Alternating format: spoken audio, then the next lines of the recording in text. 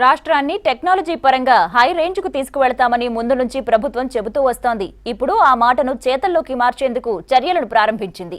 హైదరాబాద్ ను free wifi సిటీగా మారుస్తామన్న వార్తతో జంట నగరాల జనానికి ఆనందం పంచిన సర్కార్ ఇప్పుడు రాష్ట్ర వ్యాప్తంగా కొద్ది రోజుల్లోనే 4G సేవలు అందిస్తామని వార్తల్లో నిలిచింది.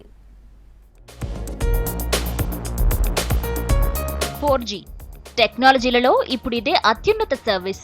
India will learn from Telangana అన్న నినాదాన్ని గతంలో పదే పదే వినిపించిన కేసీఆర్ ఇప్పుడు ఆ మాటను చేసి చూపేందుకు 4G టెక్నాలజీని వాడేందుకు ప్రయత్నిస్తున్నారు. కొద్ది రోజుల్లోనే రాష్ట్రమంతటా 4G సేవలు అందుబాటులోకి తెచ్చేందుకు ప్రణాళిక రూపొందించారు. దీని అమలు కోసం ఐటీ అధికారులతో సమీక్ష నిర్వహించారు. 3 దశల్లో రాష్ట్ర వ్యాప్తంగా 4G సేవలు అందుబాటులోకి తేవాలని సీఎం కేసీఆర్ సంకల్పించారు. తొలి దశలో హైదరాబాద్తో పాటు 6 కార్పొరేషన్లు, 37 మున్సిపాలిటీలను ఎంపిక చేశారు.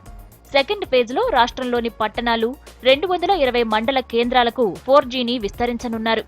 మిగిలిన ప్రాంతాలన్నింటినీ థర్డ్ ఫేజ్లో కంప్లీట్ చేసేందుకు ప్లాన్ చేశారు.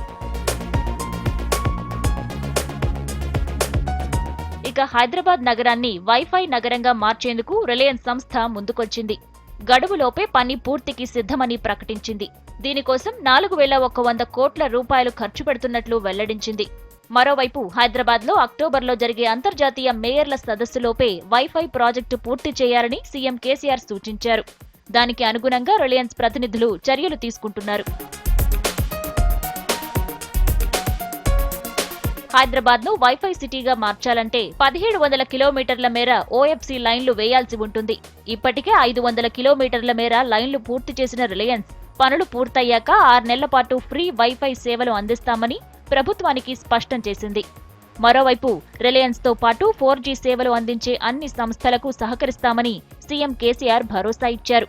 దీంతో టోటల్ గా తెలంగాణ రాష్ట్రం టెక్నాలజీలో దేశంలోనే ముందు నిలిచేలా చర్యలు మొదలయ్యాయని ప్రజలు హర్షం వ్యక్తం చేస్తున్నారు.